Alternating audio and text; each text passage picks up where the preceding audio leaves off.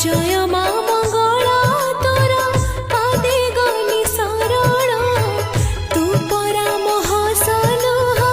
सुख दुख कारण जगतर मा तू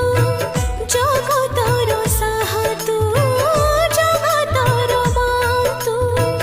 जगतर साह तू मते कृपा करिबारे हेबु नाही कृपण जय